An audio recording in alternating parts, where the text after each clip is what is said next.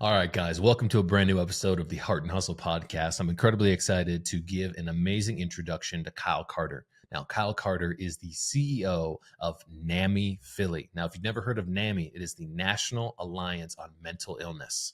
Now, Kyle's going to be talking today in an episode about the challenges that we face in not only serving his community to be able to educate the next generation and serve the generation with mental health services, but also the challenges that come along with the distraction that comes along with this little device and everything else that we deal with in the pressures of life. Let's get into the episode. And one of the biggest opportunities that I see in front of us is to leverage technology to create more leverage so that when we pull on the string, we can impact more people. I think all those things, any integration of any technology, and we can even throw social media back into it, whether it's AI, social media, all those things can be incredibly useful if done responsibly. And when it is not, it is incredibly dangerous. So as long as we understand that and we couple that by understanding that we can't just use it on an isolated basis, and we have to have the people to drive the work, there is an absolute place for technology in this space. You know, coming into NAMI, working with tremendous volunteers and staff and understanding that our folks are operating from a space of lived experience. They've gone through a lot of these challenges that they're helping community members with. One of the things we had to focus on is balance and boundaries. For them and for me. So, you know, not answering calls past a certain time, not engaging on the weekends, being okay with passing it along and doing a warm handoff to a partner that could also allow some support, because you can't pour from an empty cup. And more often than not, we love utilizing folks that live the experience until we use them up.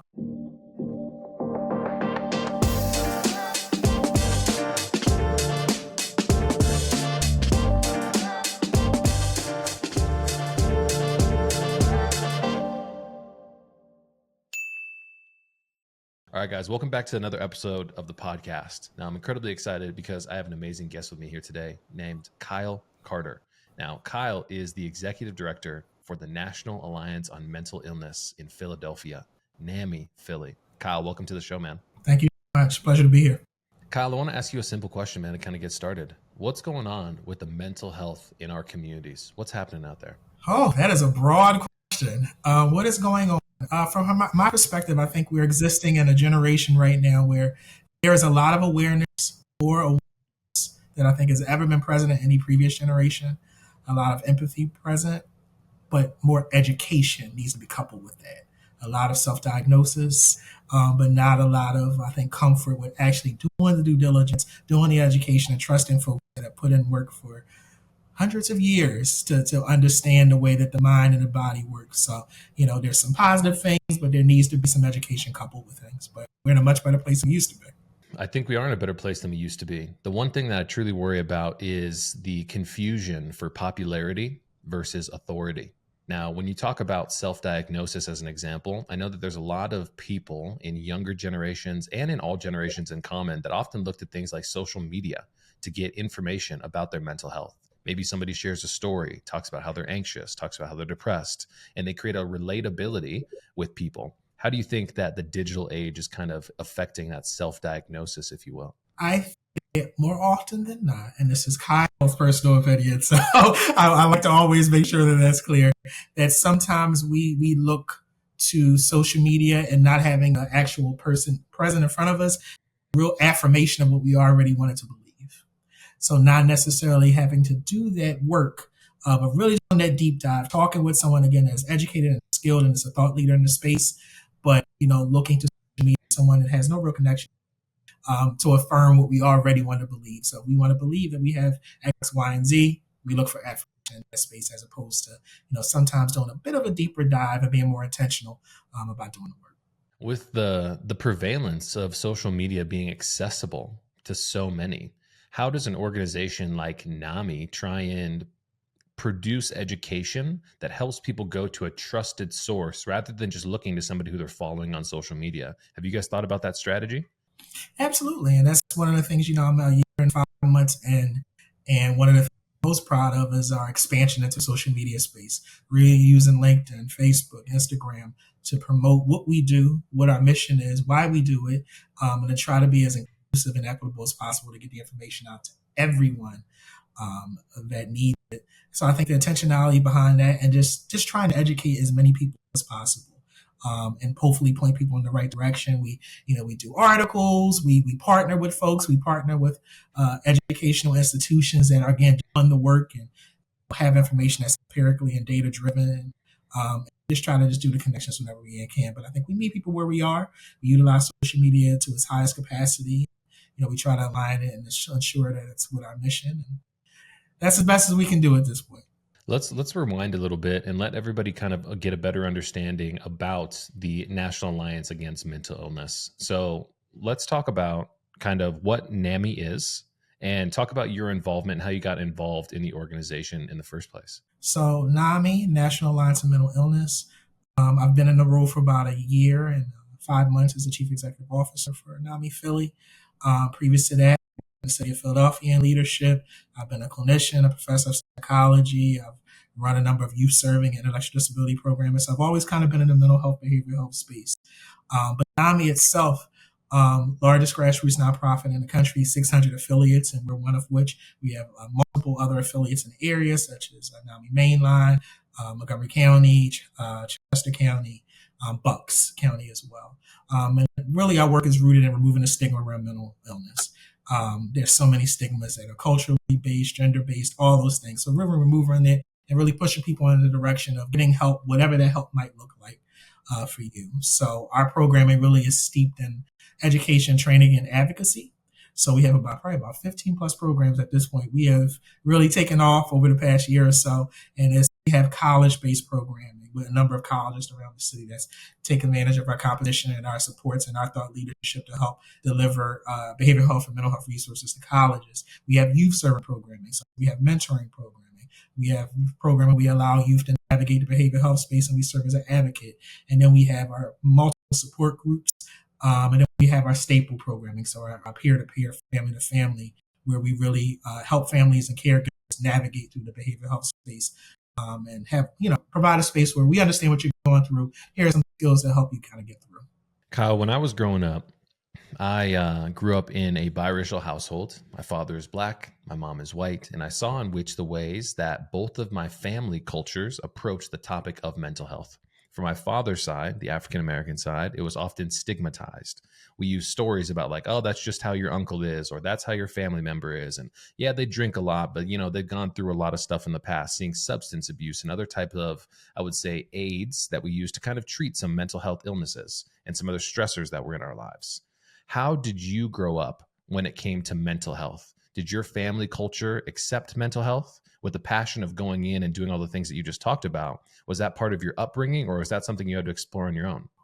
Well, I would say growing up as a Black male, only child raised by a Black woman, I think growing up initially, it was kind of the same thing of kind of just like, oh, you'll be fine. You'll be okay. It's not that big a deal. This kind of, for men and the machismo, even at a young age, is, oh, just wipe it off with dirt. Let's just keep it going.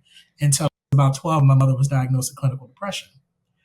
And then you couldn't really do that anymore because it was upfront and personal, that my mother now had to move in with my grandmother, and we had to live with her now. And I had to see her have to go through the space of, crying and being sad and not being able to interact with me, and having to see a therapist and all these different things. So I got to see it up close and personal. And as I'm talking this out, I realize how it manifests itself in now my line of work now. You never realize how these things their own path. So, I think it started off with kind of the stereotypical kind of stigmatizing type of thing when I was younger. But then you kind of got hit in the face with, oh no, this is the real. And then we had to adjust. And I think even now, I think my own wellness and mindfulness and all those things, not as well as I should at times. I do a lot better preaching than I did doing, but that's why I have a coach that helps me. I'm getting a little better at that. But, it's an ongoing battle. This is not an exercise of perfection. None of us are going to survive this way. All of us are going to go out of here. So we do the best we can while we're here. What are some of the key initiatives and I would say priorities that you've been focusing on since you took leadership of NAMI Philly?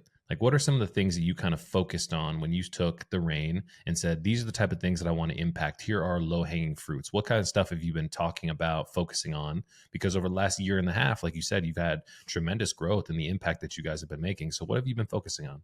Strategic partnerships that are steeped in reciprocity, that, we want to make sure that we help you as well. It's not just, sometimes when you see nonprofits, when it's time to raise money, that's the only time you hear from them.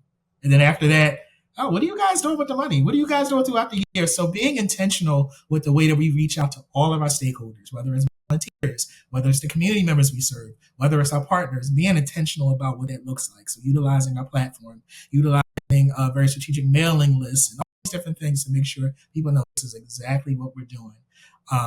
In addition, I think taking a real advanced approach to health equity. What does that look like? Are we ensuring that we are consistently doing a needs assessment and surveying the entire community at large to find out what they need and then finding intentional ways to do that? And expanding our youth serving programming. Philadelphia is very unique in that there is a lot of crime and trauma and issues specifically related to youth. How are we serving that community? How are we super serving that community? Intentional things that we're doing. So we've managed to expand a lot of youth-based programming. And I think those are the ways that we've really been able to expand, and I look to continue to build upon them short term and long term. One of the things that I did yesterday was I participated in a podcast. And one of the things that we do here at Francis is we created a proactive mental health support service where we send our subscribers one daily text at a random time of positivity, encouragement, support, or something helpful like a mental wellness reframe or a resource that helps people deal with the stress that comes from real world scenarios. Every once in a while, we could use a reminder of the great job that we're doing or a reminder of focusing on the positive things as a mental health reframe. Now, the reason why we created our service was because when I went out into society, I found that a lot of people were consistently spending time on their device. And when we're spending time on our device, one of the things that people don't recognize is that the behavior of coming back to social media all the time has been engineered by incredibly smart behavioral health or behavioral scientists that use things like gamification to get you and your mind coming back to this engagement platform time and time again. But one thing that we haven't recognized is that the feed on Instagram or TikTok is based on an algorithm to keep us coming back. And one of the things that we've noticed is that we're being seen or being shown more and more negative things in life today. So how do you think about the impact of social media on the youth's mental health specifically when we're kind of being tricked into coming back to these platforms that everybody seems to be engaging with today? What's your 2 cents on how these platforms are being used and what's the impact on everybody? Ooh, well, speaking to the sciences of things, I completely agree with you that the very, very brilliant people have, kind of created these platforms and us to keep us engaged. However, if you're asking my honest opinion, I think that the integration of social media, if we look at it from a macro level perspective, has probably done a little bit more harm than good. I think it's kind of taken away a lot of the socialization, natural socialization in person with folks. Which can lead to a whole bunch of other things that we'll be here until about 4:00 if we start going through all those things. So I would say probably more harm than good, unfortunately. But there's always a way to kind of reverse the curve, and I think that's limiting you taking ownership. And by you, I mean all of you in the audience, the millions of folks that will view this. You taking ownership of your own mental health, knowing that maybe I should only be on Instagram or Facebook maybe an hour a day. Because I know if I'm on there too much, it might lead to me seeing content that's negative. I might see crime. I might see divisiveness that has something to do with politics or religion or anything other. And how does that trigger me? What effect does it have on me? And I think in that self-inventory and taking ownership of that can help you navigate social media and use it in a way that maybe is a bit more healthy. But when you don't do that and you just sit there and engage with it all day, it can do more harm than good. In 2022, the Surgeon General came onto a national broadcast and said the biggest threat to our society today is not another viral outbreak or a pandemic, but rather an epidemic of isolation and loneliness. Now, one of the things that I think about is that at the previous time that the Surgeon General came onto a national broadcast, he was talking about the dangers of cigarette smoke. So we've seen how time has progressed and society has progressed by knowing more about the things that we engage with and understanding the dangers that they provide in our lives. The one thing that I truly worry about is so many people in our society today are feeling isolated and lonely because we continue to go and look at this device as an example for social connection. One of the things that I've personally been doing over the last couple of weeks is I eliminated TikTok. I eliminated Instagram from my phone. And so I don't even have those tools accessible to me anymore.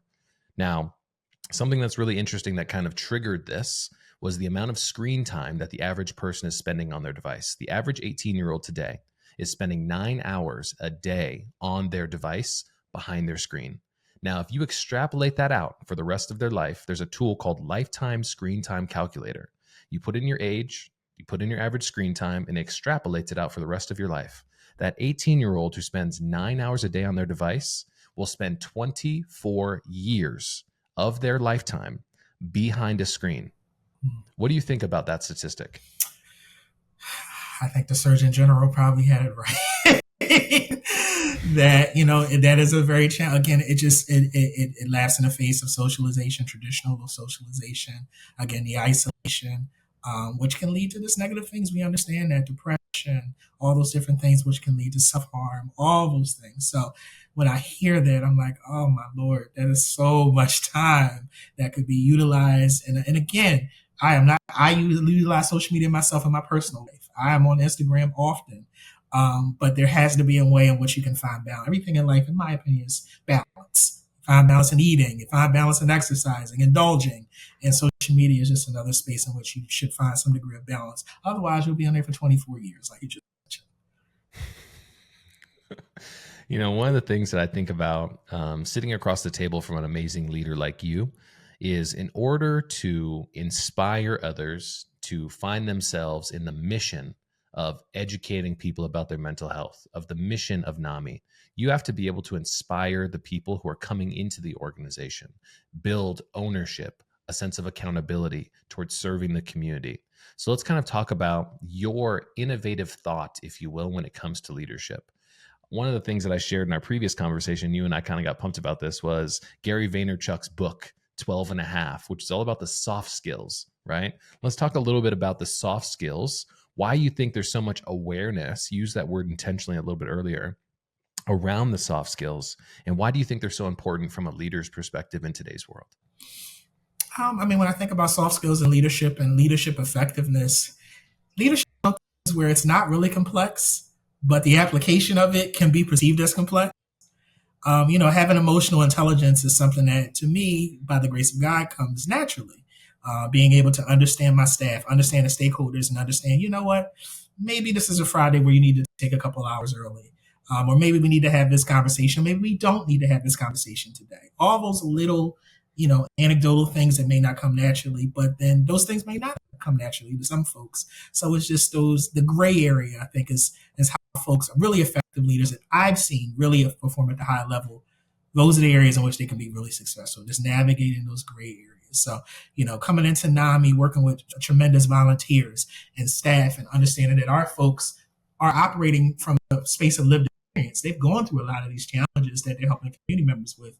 One of the things we had to focus on is balance and boundaries for them and for me. So, not answering calls past a certain time, not engaging on the weekends, being okay with passing it along and doing a warm handoff to a partner that could also allow some support, because you can't pour from an empty cup. And more often than not, we love utilizing folks that lived experience until we use them up. And then what's next for them? When they've told their story 10,000 times and they're exhausted, what do you have next for them to do?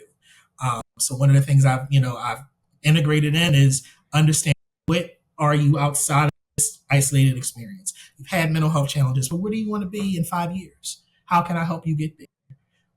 Those things. So I think from a macro level perspective, that's what leaders should really be looking at, is ensuring that they are truly there to serve their staff. They're there to make sure that their staff is successful. And that's the way I look at it and I approach it every day. Isn't that kind of the dark side of working for an organization that has such an amazing mission? Is we recognize the challenges in our community and we feel like we have to show up 24/7, 365 to be able to combat some of the macro issues that we see. And one of the things I love what you used is my personal analogy. I like to say you can't pour from the empty cup. And this is the biggest problem that I see, is often when we are serving others, it's so easy to grind it down to the bone that we have nothing left to give. And the only mission, realistically, in our communities is to continue to serve and to show up every single day. But we have to be able to establish boundaries. Why did you guys start focusing on that boundary element so much? I'm really interested in that. Uh, from past experience, so I previously worked in another capacity where we had folks, certified peer specialists and certified recovery specialists that did phenomenal work. But unfortunately, I don't think we had necessarily thought everything out from an entire perspective. So several of them ended up having some challenges, and unfortunately, one of them lost their life. So when I looked at something and such something so grave happened at the end of that, I said, if I have anything to do with it, never again. So what can I do to change that and nail in this role at NAMI? So when I came in, culture setting is my thing. I like to, hopefully be just transformative by nature, it's positive. And I saw people working so hard they were exhausted. And I said, wait a minute. The whole work smarter, not harder thing. And again, this, when you're people serving, you're going to work hard. But it's something that can be incredibly engaging and enriching for you. But you got to be able to get some sleep and eat and serve your family and have some degree to be able to pull away from the work and not have to work be your entire life. So once I identified some challenges when I first started, culture setting was my first thing. The work will be there. Mental health challenges will always be there. But we need you to be okay, you to be whole, you to be able to leave here at 5 o'clock and serve your family, and be okay. How are you thinking about things like artificial intelligence and technology and innovation? Because when it comes to serving our community, we only have so many hours in the day. And one of the biggest opportunities that I see in front of us is to leverage technology to create more leverage so that when we pull on the string, we can impact more people. Mm-hmm. How are you kind of thinking about the role of technology, innovation, AI in the space of mental health support and engagement? I think all those things, any integration of any technology, and we can even throw social media back into it, whether it's AI, social media, all those things can be incredibly useful if done responsibly. And when it is not, it is incredibly dangerous. So I think as long as we're able to utilize artificial intelligence in a way that's responsible and understand that people are dynamic, the brain is dynamic, and unfortunately, more often than not, artificial intelligence cannot necessarily contextually break down all those dynamic things that happen with us as human beings. So as long as we understand that and we couple that by understanding that we can't just use it on an isolated basis and we have to have the people to drive the work, there is an absolute place for technology in this space. Kyle, what should we be talking about that we're not talking about so far on the podcast? What are the burning issues that are on the front of your mind? The things that your team's dealing with, the macro things you're seeing in society. What's going on in your mind right now? Youth, engaging the youth, hearing the youth, meeting them where they are, less talking at them, more listening from them, and then building, whether that you want to call that a needs assessment or not, but just truly understanding this is how I feel. This is what I need. This is what I see. And then framing resources, programs from a micro perspective based on the feedback you get from them and not just talking at them and telling them what they need. But then also fostering a culture of accountability. I hear a lot of excuses for actions and activity and things like, well, I did it because of this. And I think it's important, especially with our youth, to integrate a culture of accountability. And I think if we're able to instill that along with also having a reciprocal engagement of conversation and dialogue with them, will be much more successful in the long term. How fulfilling is it when you have someone, an adult that you look up to, that will come across the table and say, how are you feeling in this instance? Instead of talking at them. I've had so many experiences in my younger life where adults would come into an environment and talk at us rather than talk with us. I feel like in society today, people want to be seen, they want to be heard, they want to be validated. So how are we supposed to change up what we're doing? We've got other leaders who are in the mental and behavioral health space here who are listening to the podcast and watching the podcast.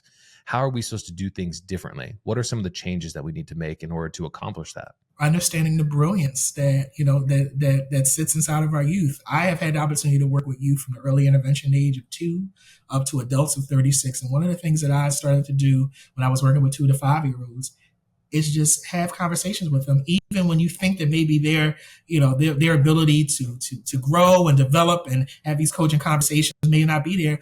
Yes, they can express themselves just as brilliant as me and you can if you just listen. If you just turn it down, dial it back and just listen to them. So there's brilliance in our youth from the moment they are born. And I think if we just pull it back a bit and just listen and not do so much talking. And again, kind of, and I love social media again. We're going back to that conversation, but just traditional conversations of you to, parents to children, stakeholders to mentees, whatever it might be, you'll learn so much. And then you'll be able to give them what they need based on what they give you. One of the biggest opportunities I think we have in the day of leadership today is the transference of knowledge, right? I think over the last years, especially if I've been growing up, I was born in 1990, I grew up a millennial. I saw a lot of judgment being cast from generation to generation, right? You're an 8th place trophy generation. You guys are soft. You guys don't know how to communicate. You guys are boomers. You don't understand technology. It's very easy for us to cast judgment at different generations. But one of the biggest opportunities that we have is to come together and have a transference of knowledge by having conversations, right? Each of our generations, each of us has different skill sets.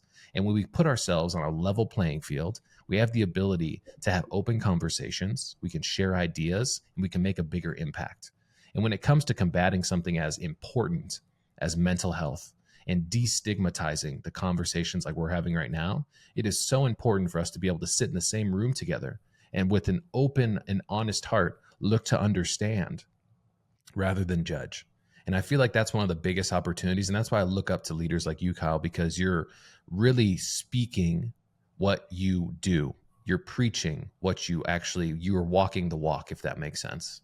How are you kind of thinking about your bigger impact with the people who you engage with in the generations of Philly specifically? Were you ever thinking that you were going to be this leader, or did you come into this space and now you're just kind of dealing with it as it kind of comes to you? No, I think I've been in leadership most of my career. So we're going on about 16 years. So I got my first job when I was 25, kind of out of Temple. And I've been, I was a teen program manager then with the Boys and Girls Club of Philadelphia. And I've kind of went up to, so I always thought I'd serve in leadership in some capacity. I think being a CEO at this point, it definitely is something that has only kind of framed itself over the last couple of years. So I think, I definitely did embrace the grave role. But one of the things I enjoy doing, is somewhat mentoring, I guess, so to speak. And that's not in saying that is not saying, oh, I'm so brilliant, I'm so this, but my experiences have shaped where I am.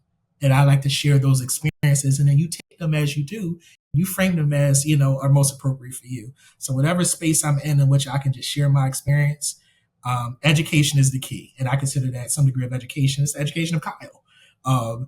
And I think educating in all spaces is the key for us to bridge the gaps, whether it's generational gaps, which, a boomer might not be able to understand why a millennial was doing X, Y, and Z.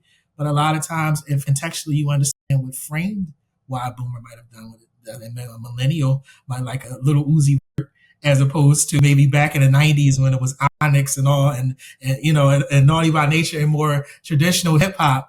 And might they're different, they're both brilliant. And both generations, all these generations are equally as brilliant and talented and skilled. But in order for them to be able to bridge the gap, they have to have conversations. Kyle, let's paint a picture for the next, let's say, 2 years of what NAMI Philly is trying to accomplish. What are we trying to do in our community? What are some of our big, audacious goals? Ooh, now I got to refer back to my strategic plan. We created a strategic plan this past year. I think continuing to expand our partnership base, creating more intentional high-level partnerships with folks that have aligned mission and values. Continue to grow out our NAMI walks, and we might be branding that in the future, but I'll share more of that later. But just growing that out and continuing just to engage with the community, continue to do intentional needs assessment, find out what folks need and then meet them where they are and provide that. So again, just expanding through this intentionality, adding support groups where we need to, adding programs we need to based on some of the anecdotal and feedback we get from the community. Kyle, we as we kind of land the plane here with the episode, we like to be able to bring a question from our previous guest. And their question for you was, why do you do what you do? Because I think that it is something I'm naturally skilled to do. I think it's my purpose. I think it will make my mother proud.